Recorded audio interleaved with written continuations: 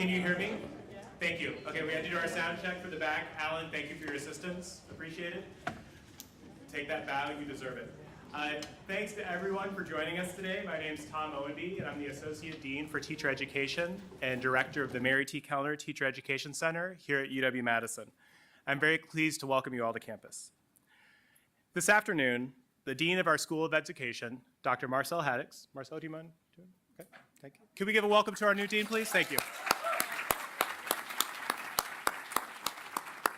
We'll welcome our community. Then one of our most recent graduates from our World Language Education and ESL program. Drum roll, please. Walter Rosales. Walter, do you mind giving a wave? Yep, great.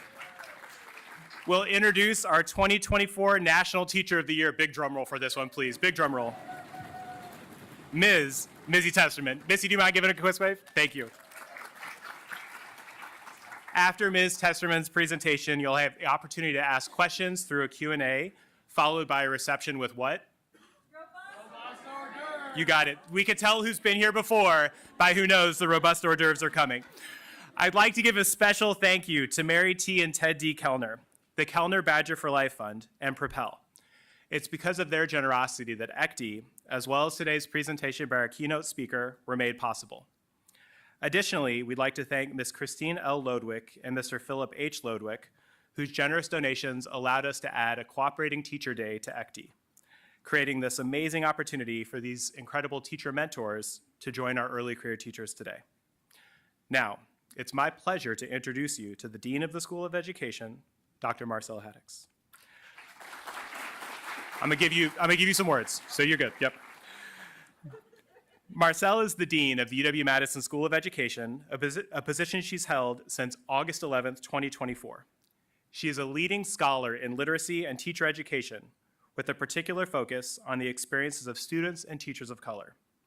Her book, Cultivating Racial and Linguistic Diversity in Literacy Teacher Education, Teachers Like Me, received the 2018 Outstanding Book Award from the American Association of Colleges of Teacher Education. Prior to arriving to the UW-Madison campus, Dean Haddix spent 16 years in numerous leadership positions at Syracuse University, including most recently as Associate Provost for Strategic Initiatives. While at Syracuse, she also facilitated literacy programs for adolescent and adult communities, including the award-winning Writing Our Lives project. Dean Haddix, who also holds the Karen A. Falk Distinguished Chair in Education, received her PhD from Boston College in 2008. Please join me in welcoming Dean Marcel Haddix.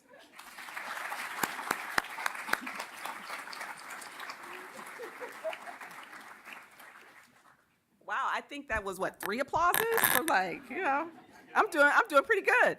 And then I thought about it, August 11th, I haven't even been here quite a year. So how exciting.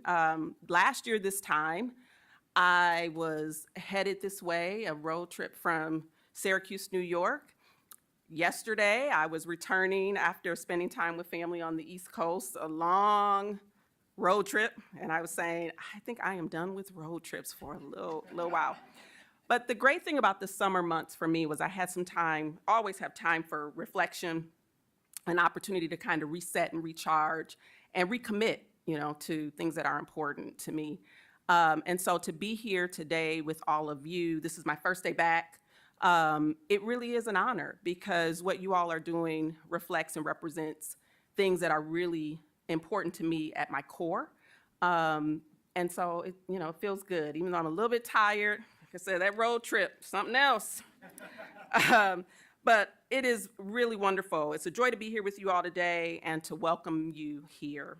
So first, I want to say thank you to each of you, our early career teachers and our cooperating teachers. I understand we have people from across the state, but also across the nation. So it's wonderful to be here with you.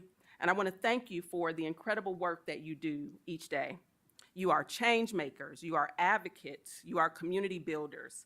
You meet with your students with care, with creativity, with curiosity, and with commitment. We're so proud to have each of you be a part of our UW-Madison School of Education community. So thank you.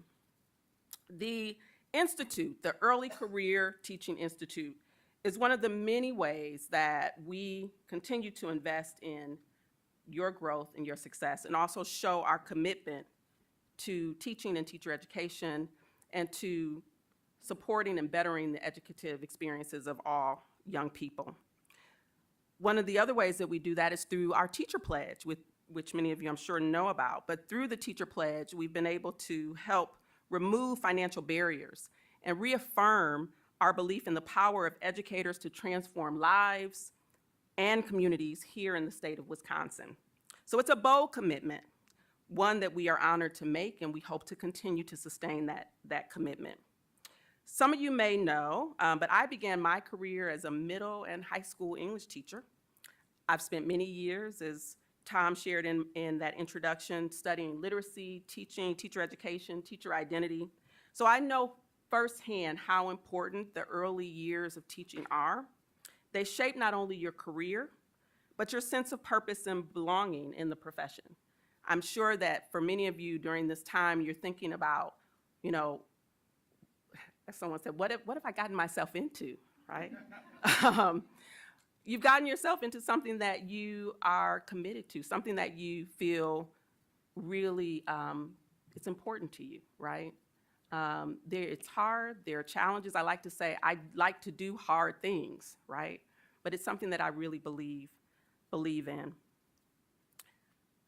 So tonight, we are thrilled to welcome the 2024 National Teacher of the Year, Missy Testerman, and I'm excited to hear more about your story, and also I know how it will inspire us all. But before we do, I have the pleasure of introducing one of our current teacher education students who will offer a more formal introduction of Missy. So in a moment, I'm going to ask you to join me in welcoming Walter Rosales to the podium. Walter just graduated from our secondary education program with his master's degree in curriculum and instruction, obtaining certifications in both Spanish and English as a second language, our ESL program. For the last 14 months, Walter has been immersed in an intensive sequence of coursework and community and classroom experiences that demanded a high level of commitment from him and his classmates. This past weekend, we recognized and celebrated his accomplishments along with fellow classmates as they had their master's degrees conferred. So let's give a round of applause for that.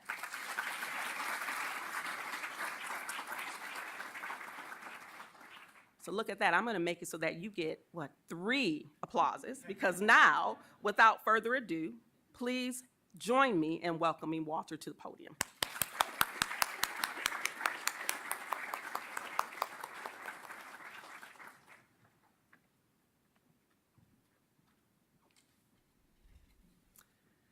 Hello and welcome. Thank you for joining us for this afternoon keynote presentation. My name is Walter Rosales, and as of this past Saturday, I'm officially an alumnus of UW-Madison, though I'm still waiting for the official paperwork and a graduation selfie with Bucky Badger. During my time in the Master's in Curriculum and Instruction program here at UW-Madison, I pursued a certification in world languages as well as an ESL certification. And I'm happy to share that I will be teaching Spanish language and literature at Verona Area High School this fall. Before arriving in Madison a little over a year ago, I was working as a special education instructor in the West Chicago suburbs. Before that, I was a first-generation college student at the University of Illinois at Chicago. And before that, I was a violinist for the National Symphony Orchestra in Guatemala City, where I lived for over 10 years and where my immediate family still resides. It was only through an interaction with an elementary student from Guatemala that I saw the power of my native language and culture in the classroom.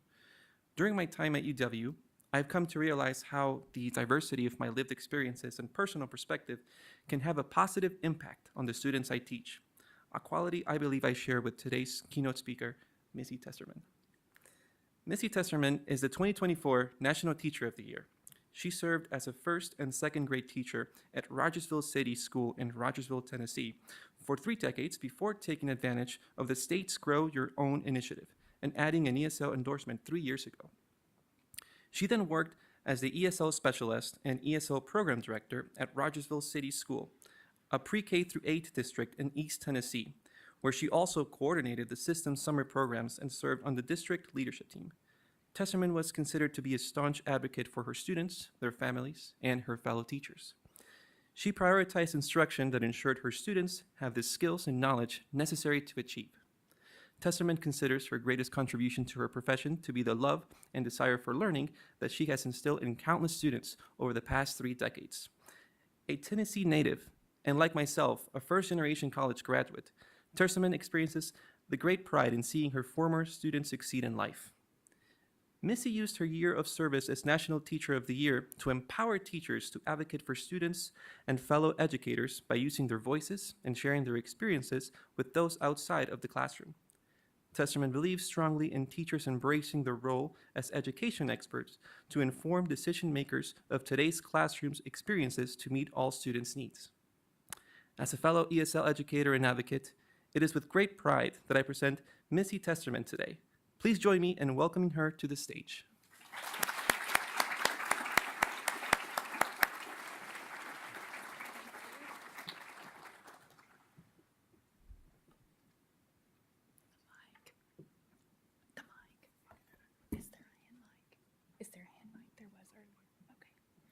Okay, he's going to find me a hand mic. Oh, she's got one. Sorry about that. I'm a teacher. It's hard to stand still. You hear me, right? So, hello, Wisconsin. I am so glad to be here. I even wore red for the occasion. So that's a really, really big deal. But I'm thrilled to be here with you today. I want to thank the leadership team and everyone who was involved in getting me here. Walter for that fantastic introduction, Tom for showing me all around town, and for Kaylin, Brienne, and everyone else who's worked to get me here today. So I'm just thrilled to be here. Whenever I was here earlier, I was having lunch, and I looked up and saw a familiar face. To my knowledge, I know absolutely no one in Madison, Wisconsin. And it happened to be Brian Collins, the 2024 Wisconsin Teacher of the Year. He's in the back there. Can we hear a big round of applause for Brian? Yes. Brian and I were in the 2024 State Teacher of the Year cohort together, and he is just an amazing wealth of knowledge, and I'm here to tell you that you could have no one better representing Wisconsin than Brian Collins. But I'm thrilled to be here with you today. So I want to get started a little bit about my story, but before that, I do that, I want to start off on a totally inappropriate note. So I understand there are robust hors d'oeuvres tonight. Okay, I'm not sure what robust hors d'oeuvres are. We will find out. But last year before last, I got called to 5th grade because I had a 5th grader who was saying inappropriate things. And his teachers were quite upset. He was going around the playground telling everyone that he went to his uncle's wedding the weekend before, and he and his brother and some other teenagers got in trouble because the teenagers were messing with the whores, okay? So I go to him and I said, Jaden, your teachers are really, really upset about what you're saying. Do you understand what they're upset about? And he said, no. And I said, well, they say that you're using an inappropriate word. So get to the bottom of it. He thought that term was horse divorce, okay? And his teenage cousins had gotten in trouble for eating off of the horse divorce table. So enjoy your robust horse divorce here in just a little while. But the picture on the screen is Rogersville, Tennessee, a really, really small community nestled in the rolling foothills of the Appalachian Mountains. Now, that mountain chain goes all the way from Maine down to Georgia. You may have heard it referred to as the Appalachian Mountains before. In Tennessee, we believe in the science of reading, so we're going to go with Appalachian. But I want to give you a quick lesson on how I say Appalachian, so that when I say Appalachian, you don't think, oh my goodness, where did they get this woman? She's lost. I want you to close your eyes for just a second. We're going to get ready to learn, so I want you to take a deep breath. I want you to inhale through your nose, hold it at the top, feel your diaphragm go up. That feels really cool. Now blow it back out without making any rude noises. Awesome. Do that again. Okay, with your eyes closed, I want you to pretend like I'm holding an apple in my hand. So I want you to say out loud what color you think this apple is. Red, good. No one said green because kids in Appalachia know you don't eat green apples. They make your belly hurt. All right, so you can open your eyes. So if I have this imaginary apple and I'm going to toss it your way, where I'm from, we say I'm going to throw an apple at you. So let's put that together. Apple at you. Let's clap that for syllables. Ready? Apple at you. You guys are brilliant. We may have to move you to the gifted group a little bit later. But Rogersville, Tennessee is really, really small, around 4,500 people. That means that everyone knows everyone else and what they're doing at all times. And if we don't, we just make it up because that's a little more fun. But in my community, my downtown looks like it's straight out of a Hallmark movie. Occasionally, one of the 4,500 people in Rogersville, Tennessee does something that could be the basis of a Lifetime movie. It's a beautiful balance. But I have lived in Rogersville my entire life. This is my school, Rogersville City School. We celebrated 102 years of service to our community last year. So a couple of years ago, we celebrated our centennial. We invited anyone who had ever been to Rogersville City School to come by, see the building, go take a tour. It was one of those things like planning a wedding where we counted on a couple hundred people, and pretty soon we had 2,500, like half the town and then some. So I was the Tennessee Teacher of the Year. I got up, welcomed everyone, thanked everyone for coming into our building, invited them to take a tour, see what we had done. I had no sooner stepped down off the podium, and I had a kid who came up and asked me if I was there when the school opened. I have not been there all 100 years. But our school is a little bit different than most. We are a one-school system. So we are one building containing around 650 students in pre-kindergarten through 8th grade. We do not even have a high school. Once our students graduate 8th grade, they must then transfer into the county system and finish their high school career there. So what that ultimately means is that all 650 students, all of our teaching staff, all of our instructional staff, all of our central office staff, even our superintendent is contained within that one building. I am sure that he dreams of a cushy office somewhere far across town, but he's such a blessed man. He gets to see each and every one of us all day, every day. But he's very immersed in the life of our school. I was there not long ago, and his office is on the 5th grade hallway. So he even participates in the 5th grade sign in, sign out sheet for the boys' bathroom. And as I was walking through, he asked, how would these kids know what I drive? And I was a little puzzled till he pointed to his name a few rows up above. And out next to his name, one of our students had written 3 letters. Now, my superintendent thought the 3 letters were SUV. They were not. They were SUX. So I didn't exactly let him in on that little thing, but stopped by 5th grade to let them know they may need to change the sheet out. But I had taught 1st and 2nd grades at Rogersville City School for 30 years. Loved it. Had absolutely no desire to change anything. I was just plugging along until one morning in August 2021 when my very best school ally came to my classroom. And she said, you can't tell this, but at the end of the school year, I'm going to leave because my husband's taking a job in another part of Tennessee. Instantly, my heart sank. Not just because she was a close friend, not because we co-taught together, but because she was our school's English as a second language teacher. She was so much more than their teacher. She was the liaison between their home and our school. She was their advocate who ensured that they were treated fairly and that they had all the opportunities that they needed in our community.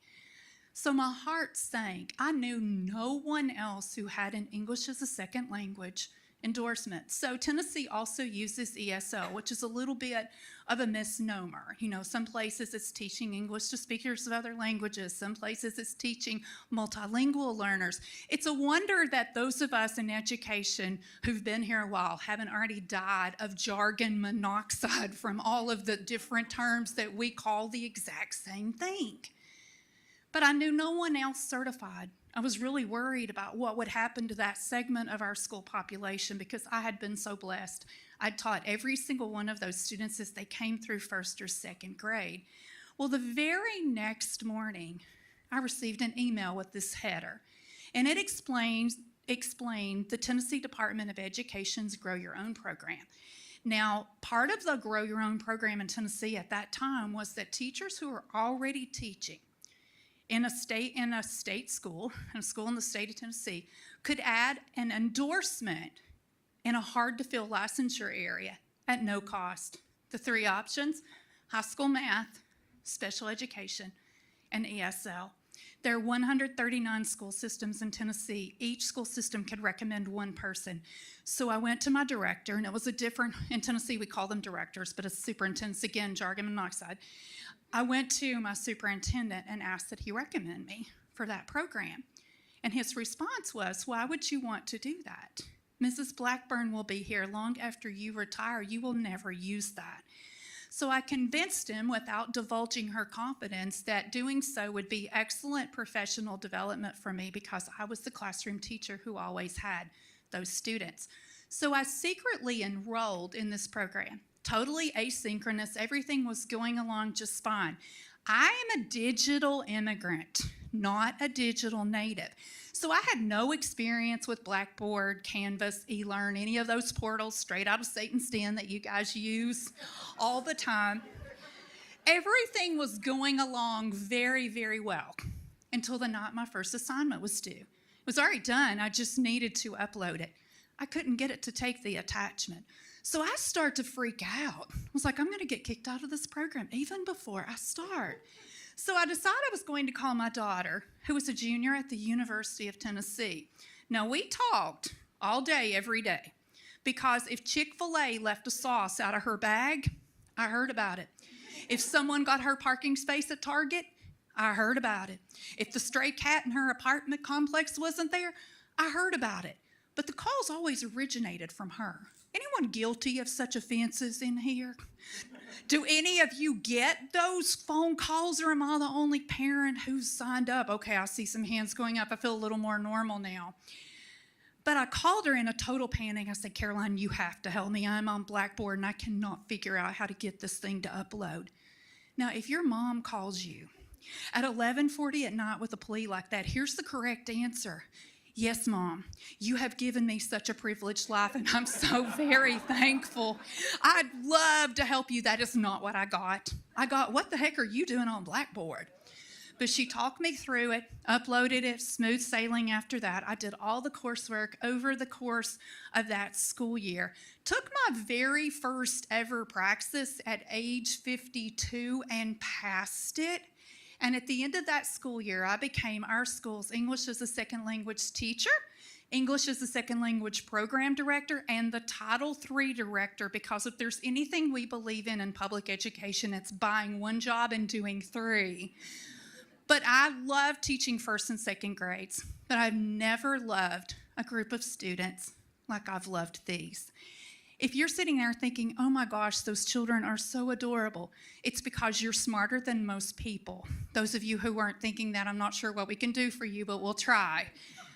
But whenever I first inherited this caseload, I had 21 students spread out across 9 grade levels, each requiring 1 hour of daily service. Now, if you're a teacher in Madison, Wisconsin, teaching English as a second language, you probably are going to have a lot more students on your caseload. My struggle was the fact there was one of me to do all of the instruction, all of the paperwork, and then the scheduling with all of us being in the same building was a nightmare. But over the course of the past 3 years, all but 2 of my students have demonstrated mastery of the English language according to the WIDA exam and have tested out of needing daily services. Only have 2 of those original 21 who are left. And what that says is how hard my students work, how invested their families are in their education and understanding that's what's going to change their lives. And it 100% speaks to those classroom teachers who teach my students the other 6 hours of the day that they're not with me. My school's rate of subgrowth for the ESL population is significantly above the national average. It's more than double the state average in Tennessee, and we're consistently a 4 on federal accountability, which is the top level.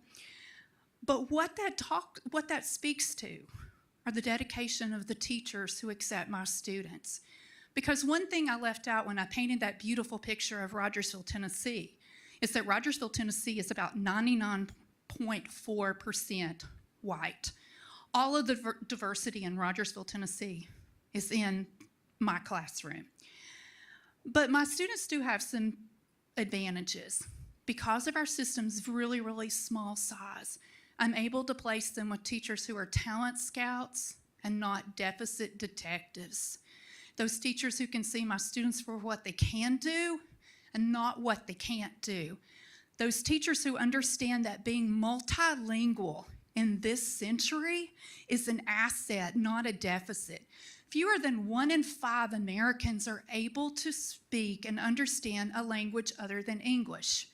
There is no way that the United States is going to remain a global superpower if we don't have citizens who can speak to people in other parts of the world. That's just a simple economic fact. But a lot of times it's difficult for my students to be accepted because our area is very, very rural, very, very ultra-conservative.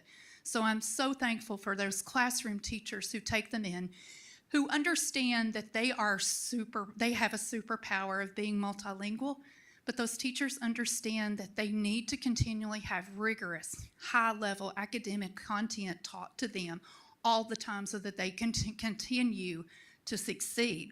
But I want to tell you a few stories about some of my students. I have 2 sets of identical twins, all girls. If you look at the set of twins on the front row, they're actually a special type of twins. They're called mono twins. That means they develop from the same fertilized egg. That egg split, they share the same amniotic sac, same placenta, everything. They are carbon copies of each other. To make the game a little more fun, their parents named them Hannah and Jana, and they dress alike all day, every day. So when I first came into this role, I was having a hard time keeping Hannah and Jana straight. This was a family I knew very well because I taught both the older daughters. So I was having a meeting with the father and about one of the older daughters, and at the end of the meeting, I said, Mr. Elkamish, I'm having a really hard time keeping Hannah and Jana straight. There has to be some little secret, right? He said, oh, it is so easy. One is good, and one is evil. Apparently, one of them is a really, really big grouch at home. She's perfect at school, so that absolutely helped me none. But if you go back to the next to last row, there's a little Chinese girl wearing a hot pink little pullover. That is Catherine. Catherine is so quiet in the general education classroom that her teachers will come to me and ask, can Catherine talk? Is Catherine able to talk? Catherine scored a 5.8 on WIDA speaking, the highest I've had a student score. She just doesn't feel comfortable talking in the general classroom. But when Catherine comes into my classroom to see me because she's tested out of services, or she comes in to eat lunch with me, she does not hush until the moment we can no longer see or hear each other. But Catherine was born March 20th, 2013 in China, on the continent of Asia. Directly in front of Catherine in a light purple pullover is Netta. Netta is the big sister of the twins. She does indeed affirm that one of them is evil. But Netta was also born March 20th, 2013 in Egypt on the continent of Africa. More interestingly, both of those babies were born at 11:32 a.m. Somehow, some way, they ended up half a world away in Rogersville, Tennessee, tucked away in the Appalachian Mountains, and they are best buddies. But I'm going to tell you about one more of my students because he'll come up at the end. If you start against the wall and you go about 3 rows back, there's a little guy in a brown hoodie. That is Adrian. Adrian is 11, going on 37. Adrian gets very obsessed with some adult topics. For the past year and a half, it's been the tax codes and taxes. So I had to go talk with Adrian last year in 4th grade because he was going around 4th grade telling everyone that if they did not have a public library card, they were stupid because their tax dollars were used to pay for the public library. I agree with his message. The messaging was a little suspect. But Adrian will frequently ask me if I know where this road or that road is in my community. And if I say no, he says, you should really go drive on that road. They're using your tax dollars to fix it. But Adrian has some really, really clear plans for his future. Step one involves the fact that he plans to get married the day he turns 18 years old. Because according to Adrian, the federal government withholds more taxes from people who are single than people who are married. So when he dropped that little nugget of wisdom, we call these Adrianisms in our school because everyone knows Adrian. When he dropped that little Adrianism during lunch, I only had one little girl sitting there in the group. She looked at him and she said, Adrian, how's that going to work? What if she just says no? He, with his mouth full of food, said, I'll just explain it to her, and unless she's stupid, she'll say yes. But hearing the stories of my students reminds me it's a privilege to be an American. It's a privilege to be educated in a public school in this country, and it's been the honor of my life to be able to advocate for this group of students. When I was a young teacher, before I started teaching, I had this dream that I was going to get a job and work with other young, cute, trendy teachers because upon a time I was young, cute, and trendy. We were going to do our young, cute, trendy teacher things all together, and these were the outfits we were going to wear. I had one of these for almost every single day of the month and some special holiday ones thrown in, and now they are $75 on eBay if you're looking. But my plan did not work out because my school instead placed me with some really old people. They were in their early 30s. They were already married. They had kids and families. I was not sure what they had to keep living for, but they just kept plugging away. But I had the absolute privilege of being placed in a classroom that actually had a paraprofessional working in it. And so I was hired in the middle of the school year because I graduated in December during Tennessee's worst educational budget crisis ever. So I was just really, really lucky to get a maternity leave that came open during that time. But on my very first day of school, I had decided that my class would play this cute little game, and I would have two teams up here. There'd be a team right here and a team right here, and I would give them one of their spelling words, and they would race each other up to the front of the room. Whoever wrote the word first correctly got a point for their team. They were doing short I words, so we played a couple of rounds. The word was ship, and the little guy looked at me and said, "For real? I know how to spell that." I said, "Yes, I see a ship in the water." He races up to the front of the board, and apparently when he heard that word, he heard a T at the end and not a P. Wrote that word, flaming capital letters, across my classroom board on my very first day of teaching.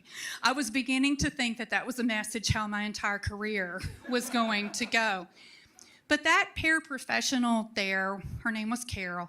Carol said, "Ricky, that's not it. Go ahead and erase that word off." Ricky would later write that word in the bathroom about 6 times just to prove that he did indeed know how to spell that word. But Carol should have been a teacher. She just hadn't had the opportunities to go back and finish the degree she had started. She'd gotten married. She'd had a couple of little boys, and she was working for hardly no pay at all. So over time, I was able to talk Carol into going back. I even went to East Tennessee State University. I purported to be Carol and sat through an entire advising appointment acting like I was Carol so the lady could explain to me what I needed to do to finish my degree. I brought that information back to her. Carol went back to school, did earn her degree. She was my daughter's 3rd grade teacher, and she's a legend in our town. She's a legend in many, many families' homes. But in 2019, after we taught together more than 20 years, Carol retired from Rogersville City School. The next year, she decided she did not like the way the school board was running things. She ran for school board, and she's now a member of the Rogersville City School Board of education. So those of you who have completed the first few years, I hope that you understand and absorb all of the goodness, all of the knowledge, all of the wisdom that those paraprofessionals offer us every single day, because they are such a wealth of information. Also, we have cooperating teachers here today. Would you raise your hand if you're a cooperating teacher? Wow, let's hear it for those people, please. Those people continue to invest in our profession over and over and over, and that's how we build a really strong legacy of teachers. When you get to that point where you're ready to pass that wisdom along, and if you've taught more than about half an hour in most states in this country, you're ready. You turn around and you pass that wisdom on to the person behind you, so that our students always have this legacy of strong teachers who are committed into doing the right thing for all students. At the same time that I was able to work with Carol, I worked with another old lady who was 34. Her name was Mary Jo. And on the screen, that little graphic reminds me so much of Mary Jo, because basically it says, do what's right for kids.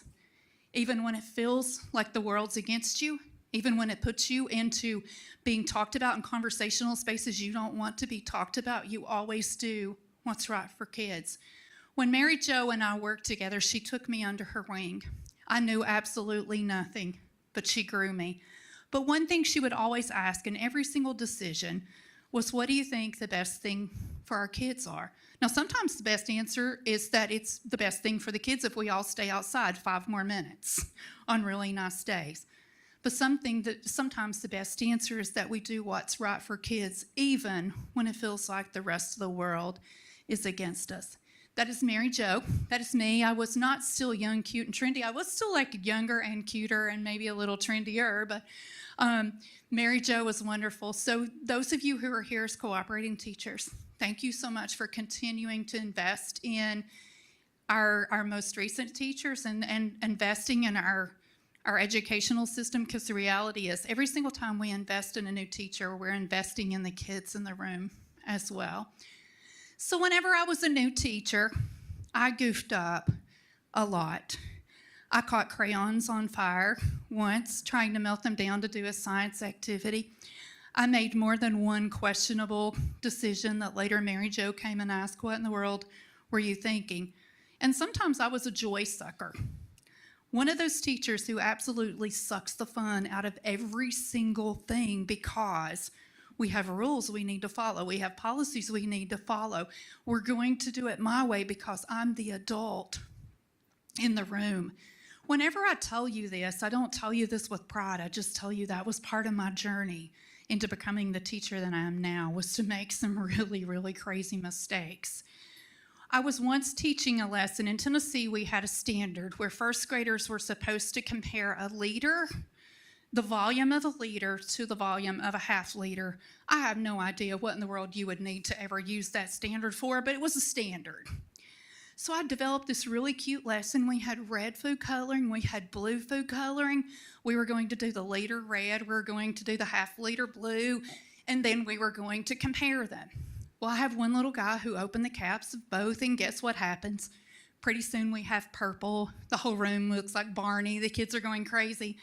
Instead of me saying, oh gosh, that's really cool, let's all do it, I didn't. I totally flipped out. I jerked all the food coloring away. I poured out the water. I made the kids act like they ruined the lesson. The kids didn't ruin that lesson. I ruined that lesson, because I thought that since I had it figured out in my mind a certain way, that was the way that it needed to go, when the reality is that some of the best lessons we teach, we don't have a plan for. They're things that just come up during the day and we go with it because the kids are interested. It doesn't matter if you've seen that happen 985 times and you know that blue and red make purple. You let them do it and you act like it's the most exciting thing you've ever seen. Do I have kindergarten, first grade teachers here today? These people do this all the time you see kindergarten teachers, they're like, I know that's a big hole in the carpet. Look at that. Knowing full well that big hole in the carpet's been there 16 years, but they still get excited about every little thing because that's the kind of enthusiasm that our students need. So when you're a teacher, whether you know it or not, you have a lot of power. You may not have a lot of power in the outside world and all the things going on in the policy sphere, but inside your classroom, you are the power. You hold a lot of power in your hand. You can turn any day into a good day for a child, or you can turn any good day into a bad day. So it's really, really important that when we have those days, when it feels like a really, really bad day, that tomorrow will get a little bit better. You can have a bad day. It doesn't mean you have a bad job. Always be that teacher who would represent the teacher you needed on your very worst day. Whether that means you were a 7-year-old who got your feelings hurt on the playground, or you were a 7th grader that someone needed to show tough love to, or you were a high school kid that someone absolutely needed to put some fear into so that they made decisions that were good for their future. Be the teacher who understands that when a kid takes a roll from the cafeteria, it may be because there's no food in their home and he has a baby sister who likes those rules. He doesn't need a lecture about the cafeteria rules. He needs a baggie, and you have some in your classroom. I say that as a teacher who's been both of those teachers, and there's one of those days I would like to go back and replay again. So always remember when you have those students who come in your classroom the next few weeks to yield all the power that you have, to wield the power that you have with justice, grace, humility, and love always. Because every study ever done on student achievement within the school setting has pointed to one factor. It's not technology, it's not AI, it's not a scripted program, it's not materials available.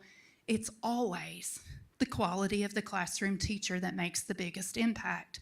A strong classroom teacher can help students overcome barriers, whether it's generational poverty, extreme situations going on in their home, a lack of a literate environment, but it's always the teacher.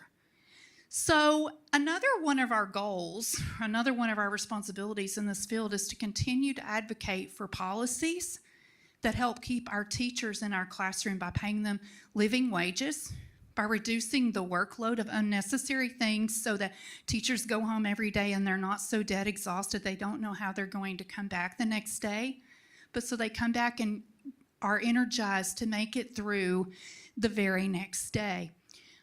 In my program, I told you I was able to kind of manipulate the circumstances. I have a kindergarten teacher, a first grade teacher, a second grade teacher. I guarantee if I put my students in those 3 teachers in that sequence, those students will almost always test out and only need 3 years of ESL services at the most. It's always, always the teacher. This is my Anna. Anna came into my life shortly before I was named the National Teacher of the Year. She came in and she was just such a ball of energy and fun. She was obsessed with that easel, lost the word for a second. She was obsessed with that easel in the middle photo. She would play as though she were the teacher and I had to be the student. And apparently I was a really bad student because I was always wrong. She would say things like, someday this whole room will be mine, all mine. So I asked her one day, teasing back, I said, Anna, where am I going to be if you're teaching my class? Now, she was a brand new English learner, so she did that magic in her head, and she said, you will be in the ground. So she already had big plans for me. But when Anna came to us, she had quite a traumatic background, traveling to the United States over the series of several months after her brother was murdered in their small community in Honduras. But she didn't let that barrier pull her down. She also had the advantage of having Miss Housewright in second grade. Miss Housewright's this phenomenal teacher in our school that I was privileged to teach with for 15 years. Miss Housewright has really, really high expectations for all of her students, but she makes sure that they feel some success every single day. By the end of the school year, it was hard to believe that Anna came to us knowing 2 or 3 words because she had done so well. It's always the teacher. But in communities all across the country, our teachers are doing things just like Miss Housewright. I know that you guys do things like that in your communities as well. And I know sometimes the lift feels hard. Can I do this again?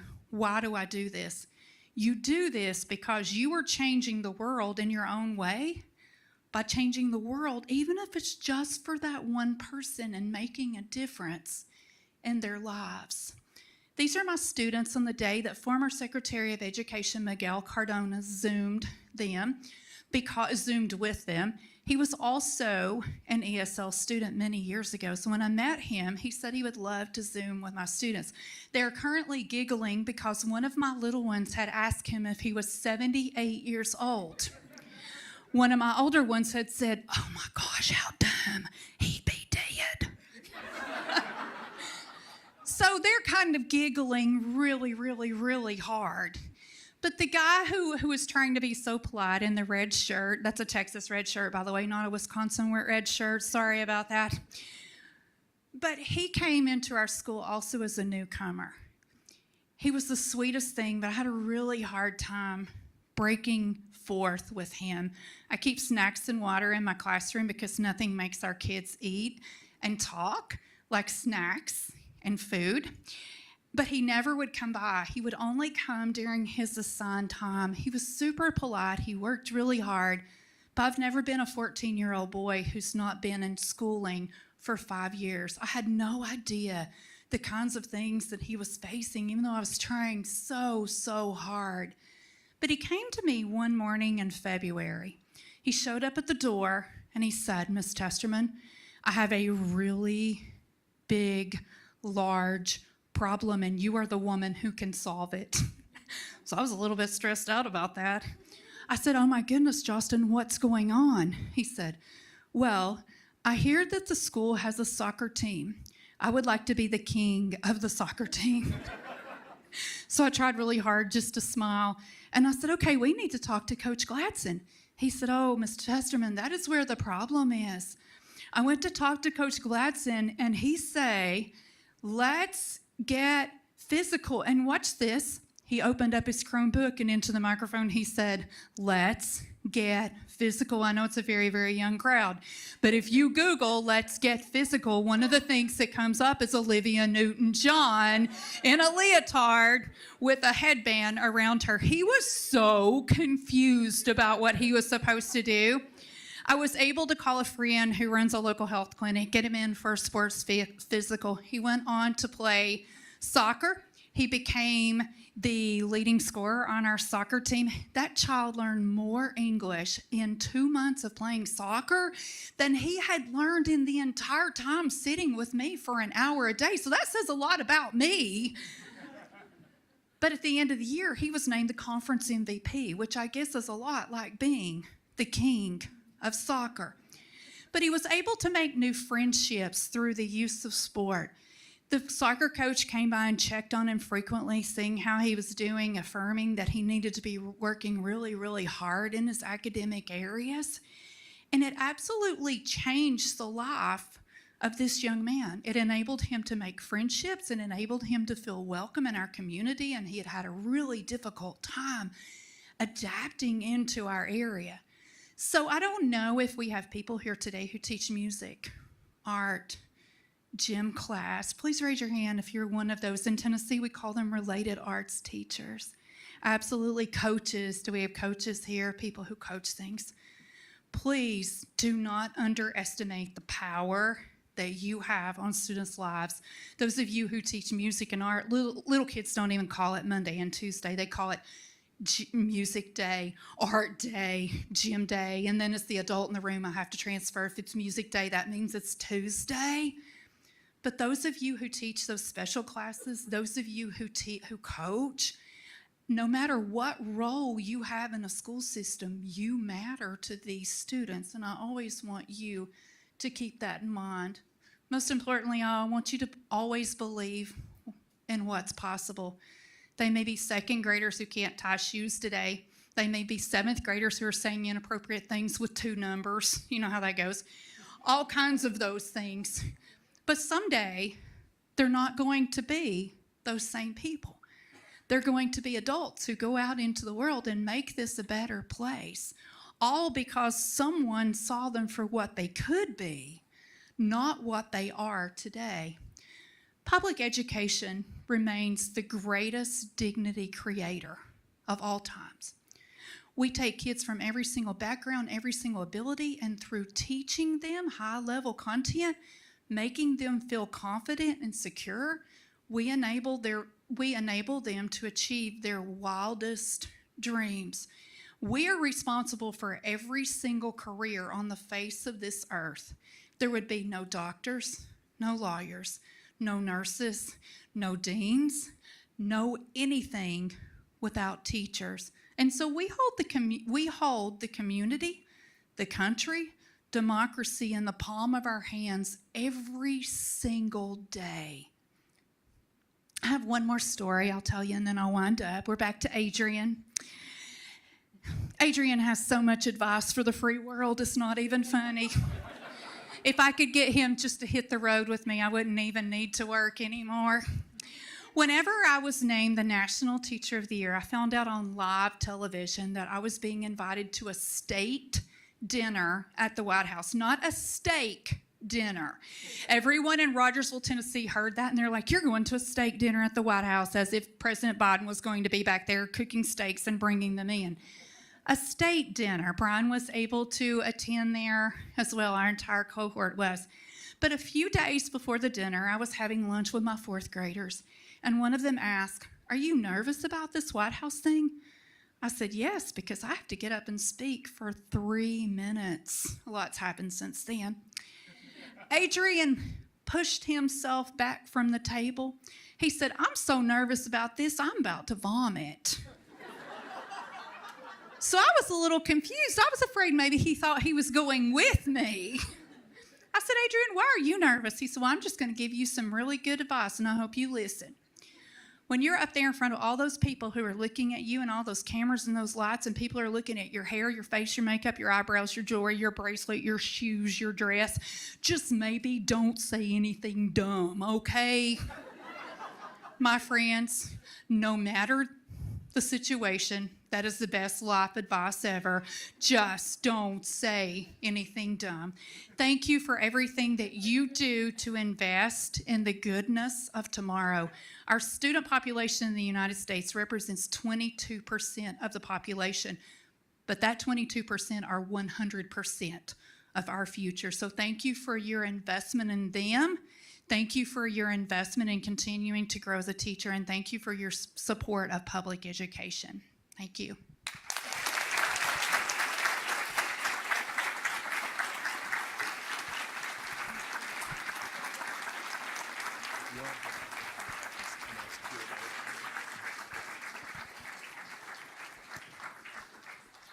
So we have a few minutes for some questions. Caitlin, to my left, will be circulating with a microphone. So please feel free to raise your hand if you have a question to ask Missy.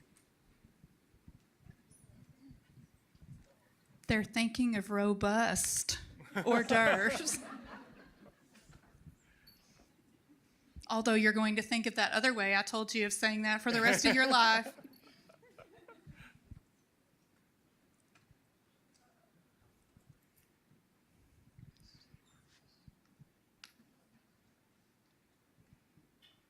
This is just like school, isn't it? Yeah. Oh, hands go up. Just when everyone thought they were going to get to leave. No, I'm just joking. Totally joking. For one, that was a really excellent speech. Thank you.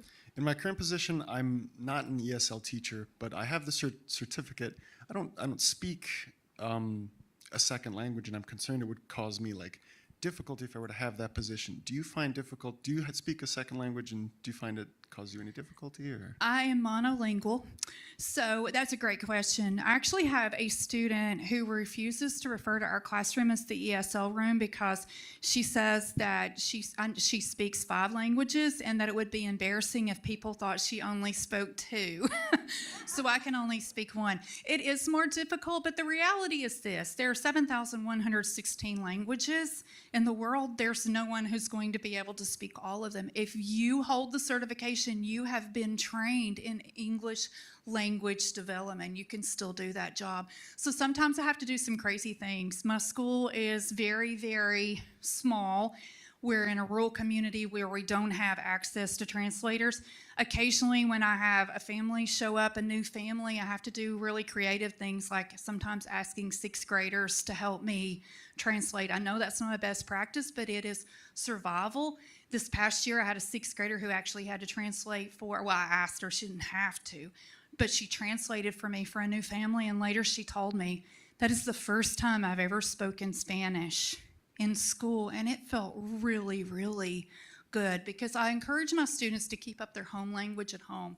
If our students aren't speaking their ancestry language, they're going to lose that, and they're not going to be bilingual, trilingual, whatever. So if you teach English language learn, you can teach English at school. You don't know how to teach Arabic. You don't probably know how to teach Chinese or any of the other languages. So make sure you encourage those students to use their home language at home, and that will actually transfer over into their academic fulfillment at school, because you have to be rooted firmly in one language before you're able to successfully be able to do things in the second language. That's a great question. I have a question, but first I want to say that was phenomenal. Your Oh, speech thank you. was fantastic. I feel like I could run through a wall right now to get back to school and teach my kids. That was one of the most inspirational things I've had in this profession. So thank you. My question is this. We all come from teacher education here. And if there's one thing they teach in teacher education, it's planning. What do you recommend for teachers who are trying to be more adaptable? Oh, that's great. So I firmly believe planning, you have to have a roadmap when you know you're going to get there. Think of the last time you went on a trip with a destination in mind. You had a plan. You know, I'm going to do this or that, because otherwise you're just driving around aimlessly. Planning is super, super important. You have to know where you're going to end up at the end. You have to have plans for the stops along the way. But that doesn't mean that you also don't find time in the day for the things that we're talking about. And that was my biggest downfall as a new teacher. I was so super planned. I was even more boring than those scripted curriculums that they're expecting people to use now, because I felt like if I planned it, we had to do it. When the reality is, as long as they're getting that academic content from you delivered in some context, it's okay to take those kind of little road trips to stop on the rest stops. That's a great question. That was something I really, really struggled with as a new teacher.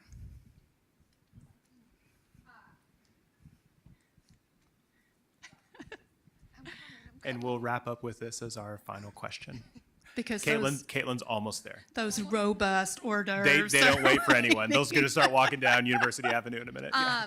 You were just talking about how your student success is like in your classroom, but also in the gen ed classroom for ESL students. And like, I am the gen ed classroom, the gen ed teacher. So like, do you have any tips or like tricks or like what has made them so successful in the gen ed classroom? That's a great question. Just the fact that you even care enough to ask that tells me exactly what kind of teacher you are, that you welcome them, that you're glad that they're there.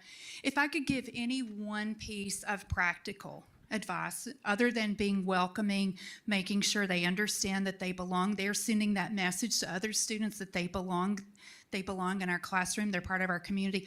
My one most practical piece of information would be best practice for every single teacher: visuals. If you're getting ready to teach a unit on volcanoes, and this is for every student in your classroom, it's not just your English language students, but have a visual, go over that vocabulary ahead of time, because if you think about it, when you're learning a brand new concept, it's much like picking up a brand new language. And so have those visuals, have them labeled, give them those opportunities to use those helps, aids, pieces of assistance in your classroom. If I could offer anything to teachers to do, it would be to use visuals and to constantly use the language and to use those words in the language. Thank you for asking that.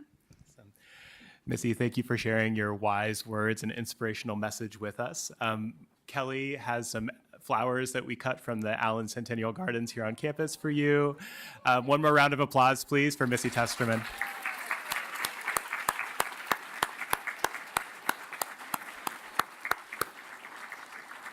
And Corey, if you want to run through a wall, choose one of the sections that's closed. Otherwise, the wall is open behind you, so you could walk through that and lead us to the reception.